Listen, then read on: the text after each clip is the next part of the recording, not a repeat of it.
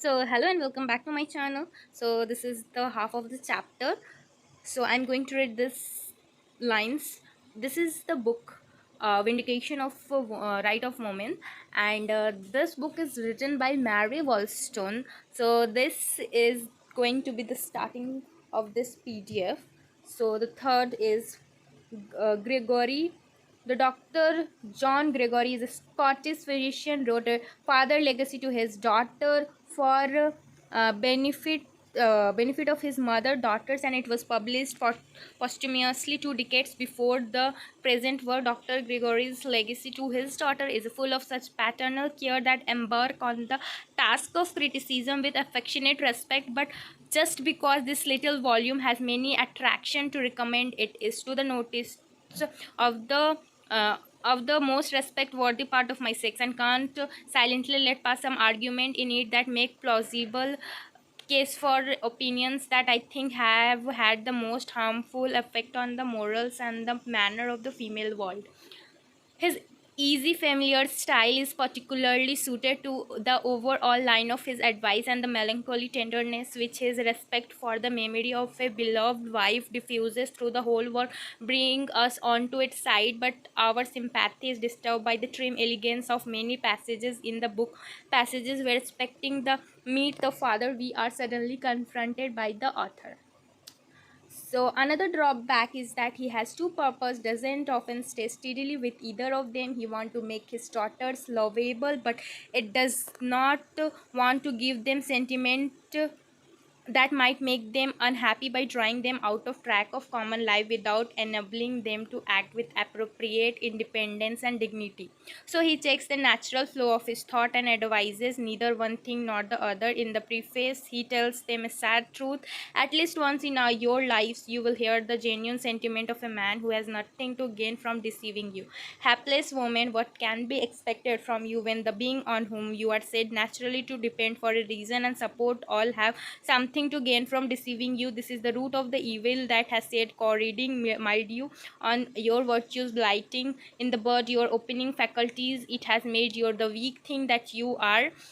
This divergence of interest, this difference between what brings gain to male and what brings gain to female, is an insidious state of warfare that undermines morality and divides mankind. If love has made some women ranged, and how many more have been made vain and useless by cold unmeaning interplay of gallantry, yet this heartless attention to the female sex is regarded as so manly, so polished, that I am afraid this vestige of Gothic manner won't be replaced by more reasonable, affectionate mode of conduct until society is very differently organized also to strip gallantry of its imaginary dignity. I should point out that it is in the most civilized European state this lip service is the most prevalent, where moral are extremely dissolute. I think King of Portugal, where gallantry takes the place of the most serious morals obligation for the country. Seldom happens that man is assassinated when he is in the company of women. The savage hand of murder is unnerved by this chivalrous spirit, and if the stroke of vengeance can't be delayed, the killer asks the lady to pardon the rudeness and to live in peace, perhaps spattered with her husband or brother's blood. I shall pass over the Dr. Gregory says about religion, because I mean to give religion a chapter to itself.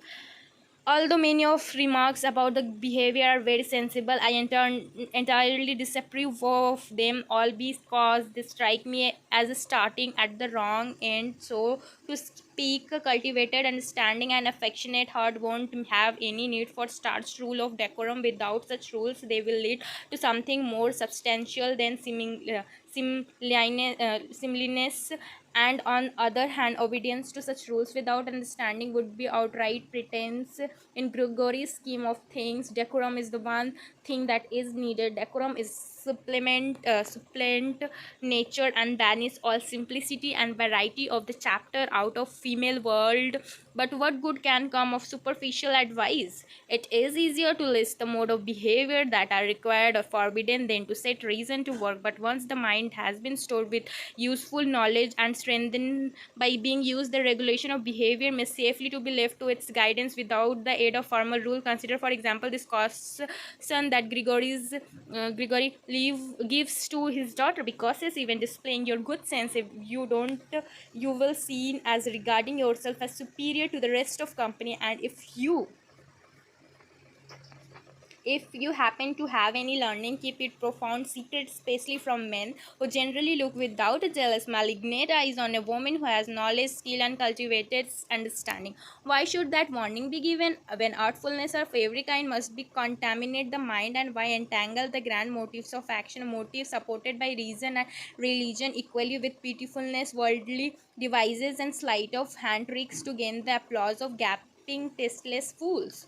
If it were the always proper to adopt the tone of the company one is in, there would be no end to the rules for behavior, with the key changing all the time in tune with company. It would often happen that flat was taken to be natural notes. Surely it would have been wiser to advise women to improve themselves until they rose above the fumes of vanity, and then let the public opinion come around to see them for what they are. If they have to adjust themselves to company they are in, where are rules of accommodation to the stop the narrow path of the truth, and virtue does not veer to right to or the left. It is straightforwardness, business, and those who earnestly traveling this road can leap across many prejudices without leaving modesty behind, make the heart clean, give the head work to do. I predict that there will be nothing offensive in the behavior. The air of fashion that many young people are eager to achieve always strikes me as being like the studied attitudes of some modern prince, copied slavishly, tastelessly from ancient work of an art. The soul is left out, and none of the parts are tied together by character properly so called. This oneness of fashion and may dazzle the weak, but leave nature to itself unvarnished, and it will seldom discuss the wise and decide when woman has enough sense not to pretend to anything that she does not understand, and some degree she has no need to hide her talent. Let's things take their natural course and all will be well. It is this system of pretense all through Dr. Gregory's book that I despise. Women are always to be seen to be this and that, but virtue might speak in Hamlet's words, seems I know not, seems have the within the passant so in other place, but indiscriminately recommending delicacy. He adds, the men will complain of your reserve, they will assure you the franker behavior and would make you more lovable, but trust me, they aren't sincere when they tell you that. I acknowledge that on some occasion it might make you more agreeable as companions, but it would make you less lovable as women, and that is an important distinction which many of your sex are not aware of. This desire of always being woman is the frame of mind that degrades the female sex. Except with a lover, it would be well if they were only agreeable or rational companions, but in this respect Gregory's advice is inconsistent with something else he says, which I now quote with strong approval: the view that woman may allow all innocent freedoms provided her virtue is secure is both grossly indelicate and dangerous, and has proved fatal to many of your sex. And I agree with this. A man or a woman of any feeling must always wish to convince a beloved object that he or she is getting returning with pleasure or caresses of individual, not of the sex, and that the heart is moved rather than the senses. Without this natural delicacy, love becomes a selfish personal gratification that degrades the character. I take their view further. When love is out of question, affection authorizes many personal endearment that flow naturally from innocent heart and give life to the behavior. But the personal interplay of appetite and gallantry of vanity is despicable. Suppose a man is helping pretty woman into carriage, a woman he doesn't know, and he squeezes her hand, and if she has any true delicacy, she will regard this impertinent freedom as something like insult rather than being flattered by this meaningless homage to beauty. Wanting to feed the affection with what is now the food of vanity, I would like to pursue my sex to act simpler principle. Let them permit love and they will obtain it, though they will never be told that. I like Dr. Gregory's remark, the power of fine woman over the heart of very able man is beyond what she conceives. I have already remarked on narrow caution Gregory's offer relating to decide female softness, delicacy of constitution, for these are the themes that he keep endlessly coming back to. He handles them in more decorous manner that Rosio does, and but basically agrees with Rosio on this matter. And if you take the trouble to analyze this opinion of Gregory's, you will find that first principle are not quite so delicate as superstructure. You will see in due course that my views about friendship, love, marriage are not trivially different from Gregory's. I don't want to get ahead of myself and talk about that now, important as it is. I want here merely to remark on the overall spirit of Gregory's treatment of them, on his cautious family prudence, on his limited views of personal enlightened affection. These views exclude pleasure and the improvement by vainly wanting to fend off sorrow and error, and by thus guarding the heart and mind destroy all their energy, and it is far better to often deceive than never to trust, and to be disappointed in love, that never to love, to lose if husband fondness than for fear his esteem. And it would be good thing for world and for individual, of course, if all this useless care to attain limited and limiting worldly happiness and were turned into anxious desire to improve the understanding. Wisdom is the principal thing, therefore get wisdom, and with all thy getting understanding. How long, ye simple ones, will ye love simplicity, hate knowledge? This is the wisdom of speaking to the daughter of a man. So for some women, I shan't mention all writers who have written on subject of female manners, and it would in fact be only beating over old ground, for they have in general said that same thing. But I am on the attack against man's iron scripture of tyranny, and I declare against all power built on prejudices, however ancient. If woman's submission is to based on justice, that is the highest court of appeal of our God is justice itself. So let us, children of the same parent, reason together and learn to submit to the authority of reason when her voice is distinctly heard. And if it is the proof that this is the throne of prerogative rest on nothing but chaotic mass of prejudices that aren't kept together by any inherent principle of order, or any elephant or tortoise, or even the mighty soldiers of a son of the earth, anyone who escapes from it braving the consequences not to be guilty of breach of duty will be signing against order of thing, the being who govern him or himself has nothing to fear in life. But if anything is dearer to someone than his or her own respect, the price for that must be paid to the last farthing. Virtue, like everything valuable, must be loved for herself alone, or she won't come to live with us, won't impart the peace which a passing understanding. She is used merely as the stilt of reputation, respected and with pharisaical exactness, because honesty is the best policy. It can't be denied and never is denied, and that the plan of life that enable us to carry some knowledge and virtue into the afterlife. It is the plan with the best chance to ensure contentment in this life.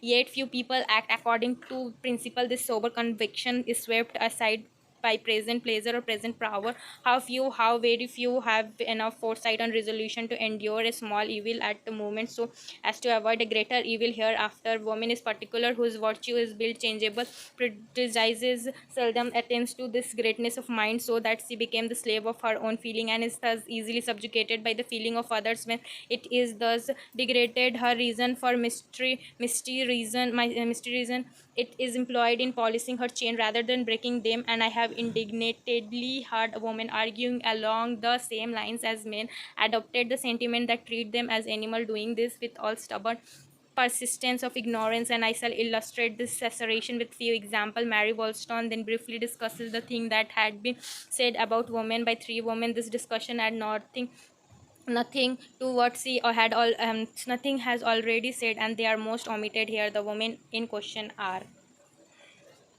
Hester Piozzi, who before her second marriage was Mr. Thrale, who is still remembered for long close friendship with Samuel Johnson.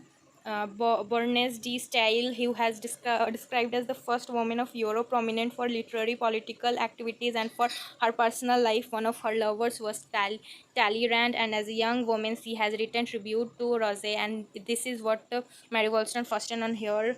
Stephanie Felicia de Genelis, a wife of aristocrat who beheaded the during terror, author of among other things book for children. Mary Wollstone main complaint concerned Madame Genelis' absurd manner of making parental authority supplant reason, and she also throws in this I shall pass over vehement argument in favor of eternity and future punishment, because I blush to think that human beings should ever argue vehemently in such cause. She conclude this section with a tribute to Catherine Macaulay, who is certainly the woman of greatest ability that this country has produced, and yet she has been allowed to die without sufficient respect being paid to her memory. But posterity will more just and will remember that Catherine Macaulay was an example of intellectual acquirement supposed to incompatible with the weakness of her sex. No sex appears in her style and writing, for it is like to the sense it conveys strong and clear.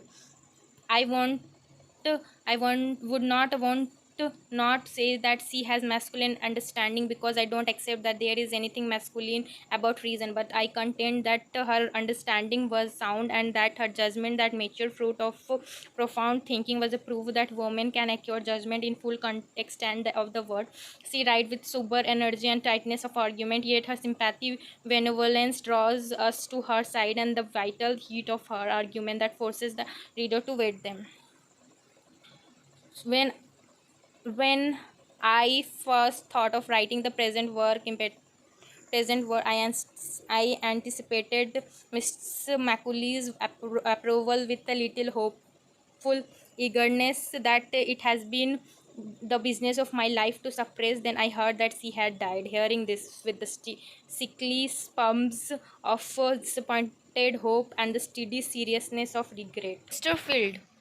The Lord Chesterfield letter to his son must not be silently passed over. Not that I mean to analyze his unmanly immortal system, or even to select any of the useful shrewd remarks that occur in his letter. No, all I intend to offer are a few thoughts about the purpose. That author says that uh, let letters have, namely the art of acquiring an early knowledge of the world. This is an art that preys secretly like the worm in the bud on young persons' expanding powers, and turn to poison the abundant juices that should mount with vigor in youthful frame, inspiring warm affection and great resolves against early education in the way of the world. For everything there is a season, says the wise man, and who would look for the fruits of autumn during genial month of spring.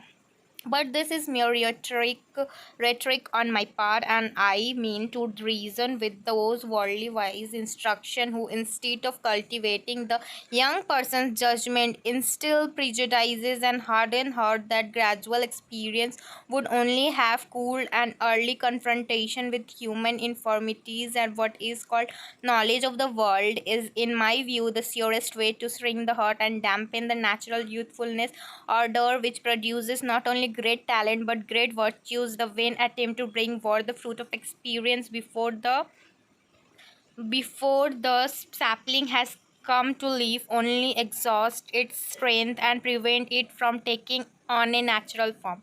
Tell me, you have studied the human mind, isn't it? Is strange way to fix principle, showing young one people that principle are seldom stable. And how can they be strengthened by habit when they are shown examples which the habit work out badly? Why is the order of youth has to be damned and luxuriance of imagination cut right back? It's true that this dry caution about how badly people sometimes behave and may guard the character of worldly mischances, that it certainly will rule out excellence in virtue and knowledge. That stumbling block thrown across every path by suspicion will prevent any vigorous exertion of genius or benevolence, and life will stream of its most alluring charm long before its calm evening, when man retire to contemplation for comfort and support.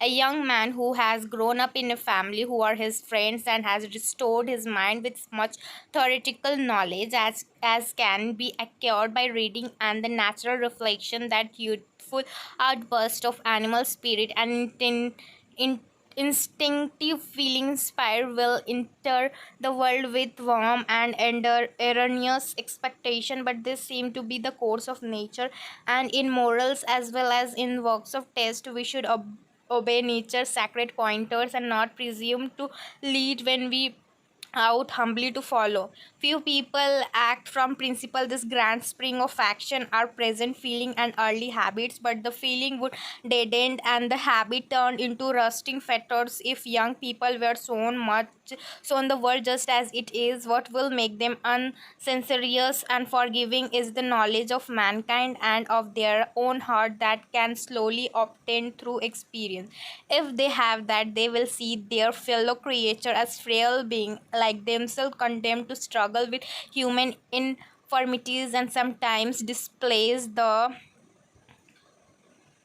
light side of their character and sometimes the dark, giving rise to alternate feeling of love and disgust. But the early warning system guards them against their fellow creature as against beast of prey until enlarged social feeling is eradicated, that until their humanity was eradicated.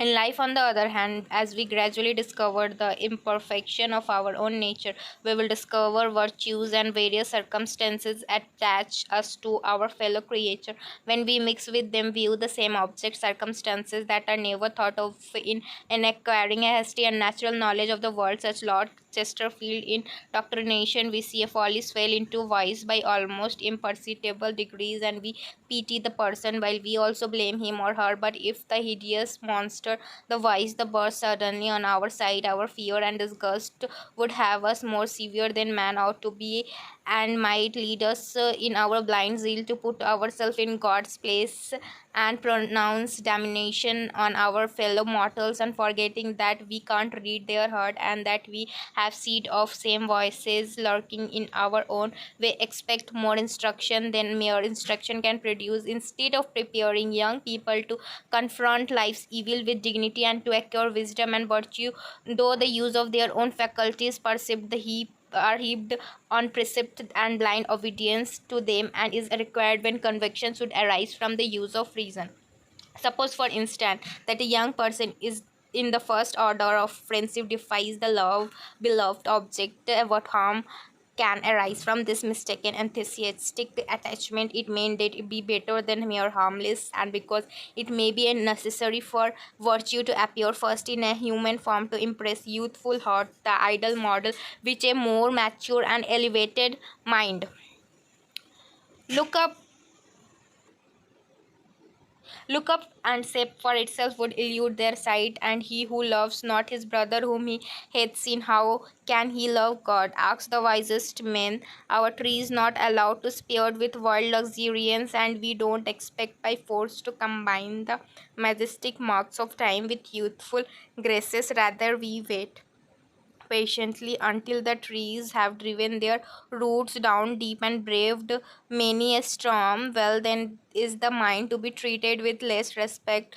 To argue from analogy, everything around us is a progressive state, and when unwelcome knowledge of life give a sense of having almost enough of life, and discover by natural course of thing that everything that happen under the sun is vanity, we are drawing near to the eve inspiring close of drama. The days of activity and hope are over, and as for the opportunities that our early years have gave us for advancing in the scale of intelligence, we have nearly reached their bottom line. A knowledge of futility of life is very useful in late stage of our lives or earlier if it is obtained through experience, useful because it is natural, but frail, young and experienced being shown the follies of voices of a man, so teach him to guard prudently against the common casualty of life by sacrificing his heart. That wisdom of this world contrasted with nobler fruit of pity and experience, the belief in life after death, is the effect of our thought and feeling. It, I will venture a paradox, if man were born only to form a circle of life and death, it would be wise to take every possible step to make life happy. Moderation in every pursuit would then supreme wisdom, and the prudent voluntary might enjoy degree of contentment although he didn't cultivate his understanding or keep his heart pure. If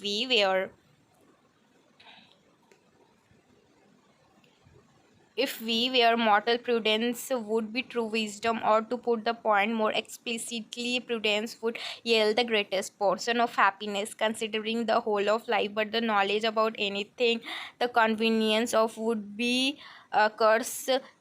Convenience would be curse, or any rate that pursuit of would be curse, as I now proceed to explain. Why should we injure our health by close study? The exalted pleasure that intellectual pursuit provide would hardly compensate for hour of exhaustion that follow, especially if we to take into account the doubt and disappointment that cloud our researches. Every inquiry end with empathy and annoyance, because the cause that we particularly wanted to discover the disease before us, we our researches the mind is strengthened through exercise, perhaps becoming strong enough to comprehend the answer which at another stage of existence it may receive to the anxious question it asked back in its earthly life, when the understanding with feeble wing was fluttering round the visible effect, hoping to dive the hidden cause. The passion also the wind of life would uselessly or even harmful if the substance that compose our thinking being dyed with our bodies. The appetites would meet all earthly need and would produce more moderate and permanent happiness than our passion do, but the power of the soul that are of little use in this life probably disturb our animal pleasure, even while conscious dignity make us glory in having them prove that this life is merely a decoration state in fancy with only hope worth cherishing should be not sacrificed. The conclusion I draw from this that out to have precise idea of what we want to attain by education, the immorality of the soul is contradicted by the education activity of many people who formally announce that they believe in it. If you are primarily want your child is ease and prosperity on earth, leaving the afterlife to provide for itself, then you are acting prudently in giving your child an early insight into the weakness of human nature. You may not turn him in vicious scoundrel, but don't think that he will stick to more than the letter of law after taking in at a very early age of view human nature as very low down, nor will he think he need to rise much above the common standard. He may avoid gross voices because honesty is best policy, but he will never aim at great virtues. The example of great writer artist will illustrate this remark. It is always wise to regulate one passion. This has been thought to be an axiom in moral, but I think it is dogmatic assertion made by men and who coolly see mankind through the medium of books, and I don't believe it. I say in indirect contradiction to it, the regulation of passion is not always wisdom. On the contrary,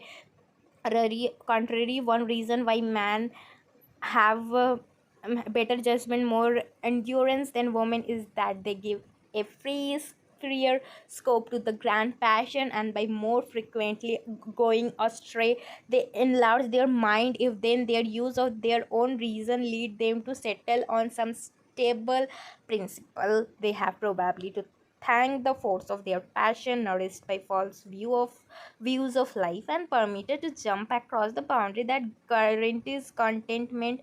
If at the start of life we could soberly survey these scenes before us as and see everything in its true color, how could the passion get enough strength and unfold the faculties? Let me now, as from mountain tops, survey the world, stripped of false delusive charm. The clear atmosphere lets me to see and each object in its true point of view and have no passion. I am calm as prospect on a morning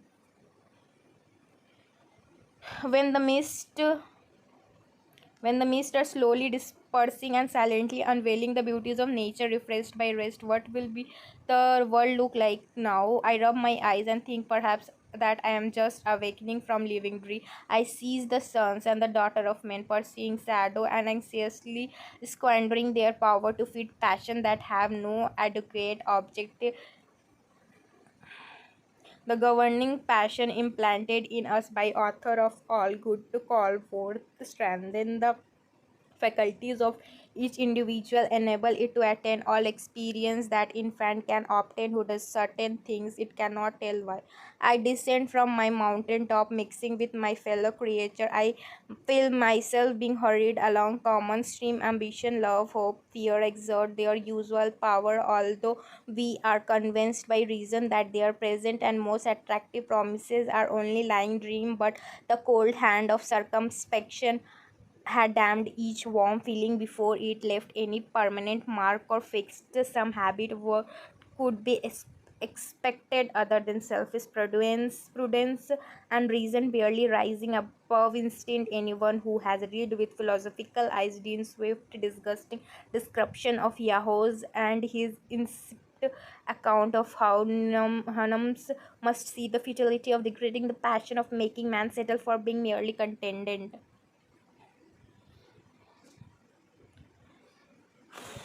The youth should act if he had experience of grey head, and he would fitter for death than life his virtues residing in his head rather than his heart would produce nothing great, and his understanding prepared for this world wouldn't embark on novel flight showing that it had right to better world. Besides, you can't give a young person a just view of life. He must be struggle with his own passion before he can estimate the force of the temptation that betrayed his brother into voice. Those who are entering life see the world from such a different point of view from that of those are departing that they are seldom think alike, unless unfledged reason of the former never attempt solitary flight.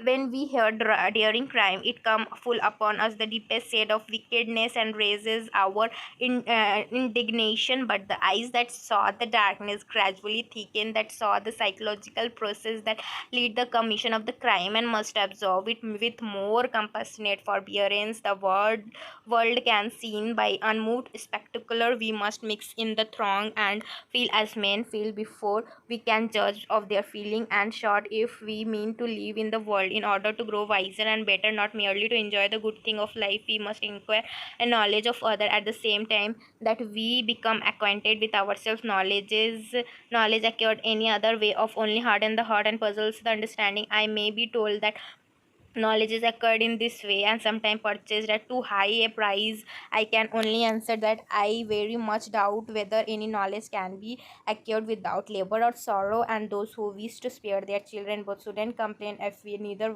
wise nor virtuous. All parents aimed at what was to make their children prudence early in life, and is simply the cautious craft of ignorant self-love. I have observed that young people to whose education particular attention has been paid have usually been superficial and conceited and far pleasing in respect. That is because they had neither unsuspecting warmth of youth nor the cool depth of age. I can't help thinking that main cause of unnatural condition is hasty premature instruction that lead them to repeat confidently all triod notion they have taken on trust. Also, that careful education they have been given makes them the lifelong slaves of prejudices.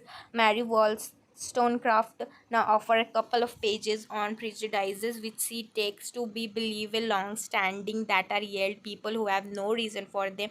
This is M theorist. She mentioned the Burke who defends certain principle on ground that they are great antiquity. She closes the chapter with brief restatement of her basic view about education, followed by some remark on religion. The senses and the imagination give a form to the character during childhood and youth and latter years. The understanding gives firmness to the first fair purpose of sensibility until virtue arising from clear conviction of reason rather than impulse of the heart creates morality stand on a rock against which storm passion beat in vain. I hope I shan't be misunderstood when I hope I shan't be misunderstood when I say that religion won't have the condensing energy, giving firmness, establishing a rock unless is based on reason. If it is merely the refuge of weakness or wild fantasism and not governing principle of conduct drawn from self-knowledge and a rational belief about attribute of God, what can be expected to produce? That religion is the consists in for warming the affection and exalting the imagination is only the poetical part of religion, and it may give a pleasure to the individual, but it won't make him or her more moral being, and it may be substitute for worldly pursuits, but it is no good. But because it is narrow the heart instead of enlarging it, virtue must be loved as something inherently sublime and excellent, nor for the advantages it brings or the evil awards. If any great degree of excellence to be expected, man will be not become moral when they only build airy castles in future world to compensate for the disappointment that they made with within this world, turning their thought from relative duties to religious daydreams. Most prospects in life are harmed by shuffling worldly wisdom of men who try to blend contradictory things. For forget things that can't serve God, Mammon. And if you want to make your son rich, pursue one course. If all you care about is making him virtuous, you must take another. But don't imagine that you can jump across from one road to another without losing your way. So this is the end of the chapter. Thank you for watching this video. Please don't forget to like and subscribe my channel. Bye. See you in my next video.